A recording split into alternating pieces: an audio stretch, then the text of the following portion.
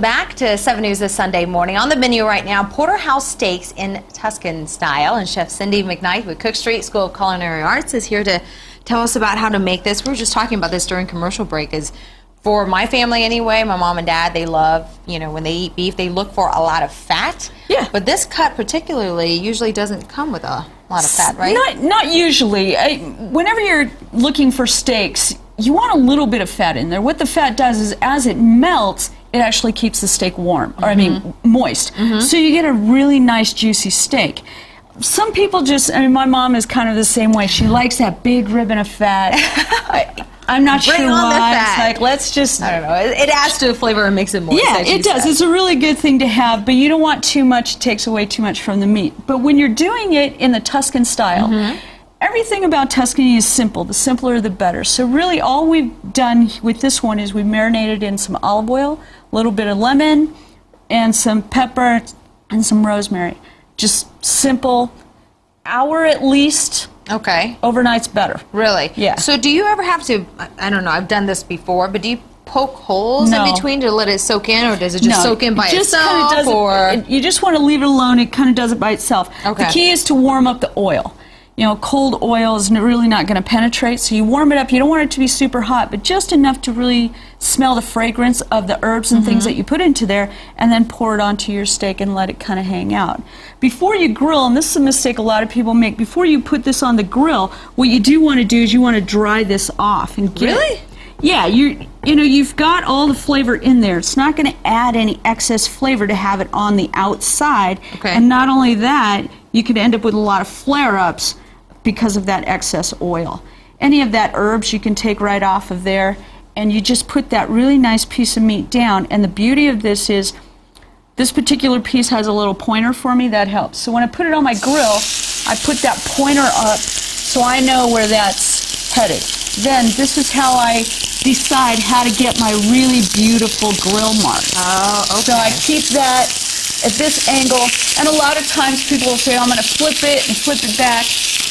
It really doesn't, if it works for you, that's a great thing. What I like to do is let it cook this way, and then rather than flip it, I will just get up in there and turn it.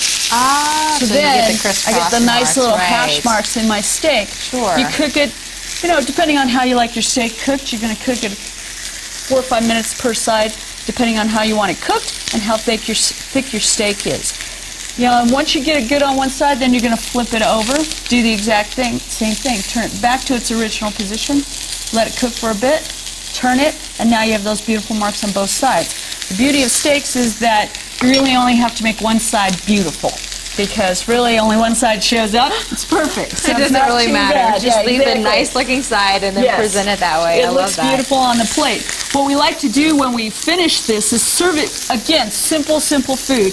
A little bit of a bed of spinach, a couple slices of lemon juice, and just good extra virgin olive oil over the top. And that is the perfect steak right there. Wow, it looks really, simple really good. And delicious. One of the many things that you can and actually learn from Cook Street. So I know it's not just for chefs, it's for regular folks who just like to cook, right? We do a whole series of grilling classes during the summer. So this dish is actually one of our classes. And we just do a lot of fun stuff. Our grilling classes are great. Saturday afternoon, we grill up some really great food.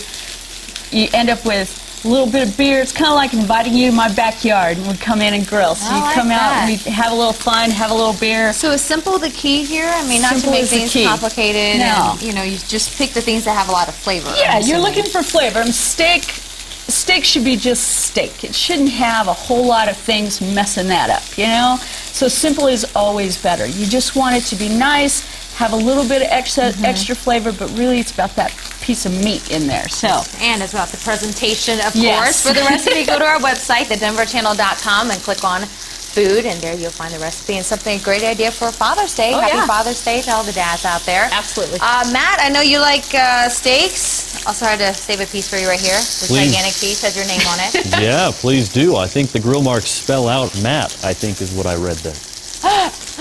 Love the sizzle, too. A lot of grilling going on today.